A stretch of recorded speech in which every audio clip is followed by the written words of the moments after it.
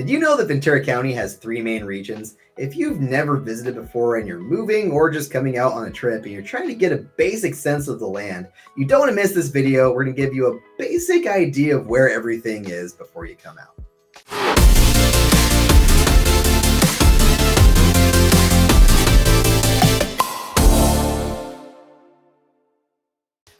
So welcome to Ventura County. I'm going to break up Ventura County by 3 main sections. We have the north, we have the east, and we have the west. And they're all going to be very different by weather and kind of what makes them special. So first up, we have North County. Now with North County, it's generally less desirable than everywhere else because most of our lifeblood is going to be along here, along the 101, and then maybe a little bit along the 118. So if you are in North County, you're kind of secluded.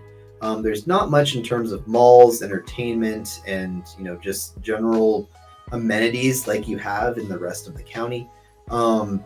Piru, there's just nothing really there. There is a lake, but again, people don't really go out there. Not many people live there.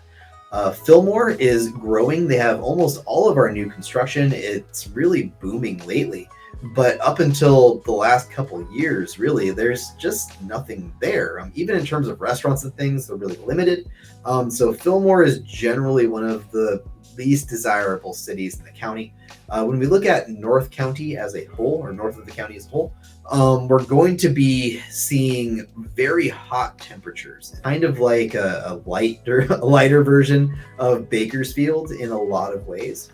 As we kind of get down into Santa Paula, again, it's not a very desirable city, but it is more desirable than Fillmore. There's just, again, not a lot there. All of this green is agriculture. So there's a lot of farming there, but not a lot in terms of malls and a lot of the really cool things that we'll see for the rest of the county. Now, the one thing I will say is different is Ojai. Ojai's kind of catchphrase is keeping it weird. So while Ojai is probably one of the most secluded cities up there with Fillmore, it is highly desirable for being up into the mountains and it's just general sense of community. They have their own MLS as a real estate agent, and everything there they do, they try to keep small and just more of a hippie vibe out there. Okay, you can get some very large ranches out in Ojai. So again, while you would think it is less desirable, a lot of the properties there are priced very, very high, and a lot of people specifically want to live in Ojai. So once we get out of North County, we kind of have our East and our West County down here, and it's split up by this big change in elevation that we call the Camarillo grade. That kind of breaks up Moore Park and Thousand Oaks from Camarillo and Somas. So first, let's look at East County. So the big thing with East County is that we have Calabasas, Hidden Hills, Agora, and Westlake. Westlake is part of Ventura County, but these are where some of the wealthiest individuals in the world live. We're talking celebrities, CEOs, all kinds of very, very impressive people, and some of the most desirable real estate in the world. Okay, so as we get further away from there, prices tend to go down and things tend to be less desirable. And a lot of people here are here because they want to have access to Malibu and to Los Angeles, right? So this here is kind of a really special space that dictates the price, and prices kind of go down as we get away. So Thousand Oaks, well, first of all, Westlake. Westlake is split down the middle. Half of it's LA County, half of it's Ventura County. I'm just going to call this all Ventura County because it's close enough. Westlake has lakes. It's really some of the most desirable gated private communities in the whole world right here. So Westlake is very, very bougie. Everything there is very nice. All of their stuff is luxury and top tier. As we get into Thousand Oaks, it's a much more affordable space than Westlake, and the further we get away from Westlake, the more affordable it gets. So Newbury Park, generally more affordable than Thousand Oaks. Moore Park is generally more affordable than Thousand Oaks, and Simi Valley is generally more affordable than Moore Park, right?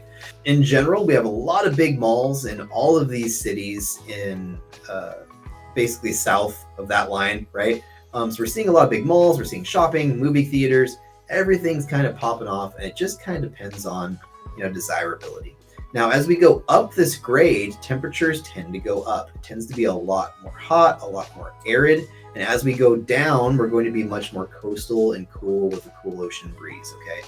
So up here, it's going to be a lot warmer. And generally, Simi Valley is going to be, again, a very large city, but less desirable than almost anywhere else in this section. Moore Park doesn't have a whole lot going on in terms of like malls, entertainment, that kind of stuff. It used to be a very, very quiet little private space that kind of didn't have much going on there. But in recent years, they've been developing a lot there and really growing it up. It used to be almost nothing but agriculture. And while there is still a tremendous amount of agriculture, in case actually, as the beekeeping realtor, I keep a lot of bees, in this area. It's going to be not a lot in Moore Park, right? Most of the activity around there is going to be in Simi or in Thousand Oaks. Now, Thousand Oaks and Newbury Parks, where I was born and raised, I absolutely love it. There's multiple malls, tons to do, tons going on, and is just generally a very active area that's, in my eyes, just a more affordable version of Westlake. Now, once we go down this grade, everything becomes more coastal, much more slow, right? Once you've gone down, you've kind of gotten away from that Los Angeles hustle and bustle. So Camarillo used to be owned by Adolfo Camarillo. One large ranch was this entire space, and it's developed over time. Camarillo is much more of a quaint, slow feel. You'll notice a lot of the houses in this part of town actually don't even have air conditioning because of how good the climate is. But if we switch it over, you'll notice that we have a lot of farming in almost all of Camarillo's here, right? So Camarillo is just generally a slower, nicer feel. They have the premium outlets. They have Old Town Camarillo, so lots of shopping, lots of nightlife, lots of stuff to do. And they have California State University Channel Islands, which is where I went to school. So a very desirable town, but still less expensive than Thousand Oaks is. Don't tell my people out in Thousand Oaks, but I think that Camarillo is one of my favorite cities in the whole county. You get the best of the weather, you get everything slower, you're kind of more central to everything. Camarillo is one of my favorites. Now, as we get away from Camarillo, we get into Oxnard. Now, Oxnard has a very bad reputation, but it's not really deserved. Oxnard has a combination of some of the newest and nicest communities and some of the least desirable communities. So in general, the further away you get from the freeway, the less desirable everything is. When you hit the coast, though, like here in the Channel Islands Harbor, that might be one of the most desirable communities in the whole county. So Oxnard has a mix of brand new and super old. If you're in the new parts, it tends to be very desirable, very nice. And if you're in the old parts, there's very strong senses of community still. It's still, to me, some of the best parts of California. In fact, my wife's grandfather lives in some of the, quote, least desirable communities in Oxnard, and he'll never move. He loves it there. He's probably going to die in that house. So you get a tremendous mix of stuff here, but in general, it's less desirable. It's where most of the people live because it is the most affordable. But don't let the reputation scare you off. It is still a fantastic place. Port Hueneme, I don't really feel like I have to mention too much because it's a really small little niche here, and it's kind of just part of Oxnard, for being honest. It's not super different. We do have, as a very cool feature of Oxnard, a direct road into Malibu that really is only seen in Westlake. So, we do have a lot of really nice communities here because a lot of folks that live in Oxnard don't really want to live in Westlake, and they want to take this cheat way into Malibu and do all of the movie stuff, right? Then as we get into Ventura, stuff starts getting more desirable. We see an uptick in prices. Ventura, half of the houses in Ventura can either see the beach or are near the beach, right? We have a lot of great views, a lot of very desirable communities. And part of Ventura being so desirable is that we can kind of take a short drive here and be into Carpinteria and Santa Barbara, which again are some of the most desirable areas in all of California. And just as kind of like a minor sidetrack here, but this little drive here into Santa Barbara, oh my gosh, it's some of the best driving up the 101 you'll ever see in terms of views. also some of the worst driving on the 101 in terms of traffic. So while we're talking about traffic, let's mention why some of these areas are so undesirable, right?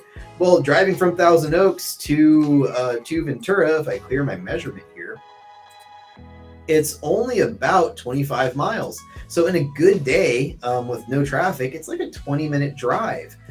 But on a bad day, it can be like an hour drive. And the traffic can be the worst a lot of the time right here around the grade.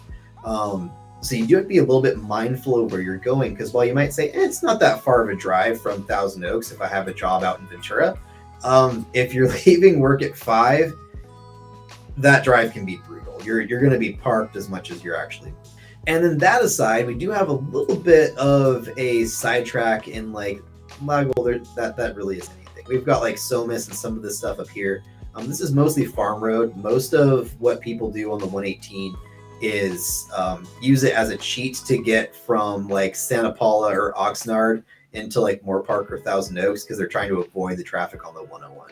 So there's not a lot up in Somis. There are some very nice homes, but it's mostly farming area. So I'm kind of torn on saying it's a desirable area or not, because it does have some of the nicest luxury like ranch properties with acreage, but there's also like nothing really going on there but farming and really nice houses. So overall, that's kind of a very rough overview of Ventura County. We're going to have some more videos on the specifics of each city, what makes them super cool, things you shouldn't miss. But if you're just coming out for preliminary, I hope that gives you a pretty good idea. And tell me down in the comments down below, what do you think? Did I kind of cover everything fairly? Do you completely disagree? Or some of these cities completely different from what I'm saying? Let's make this kind of a guide for all the people visiting.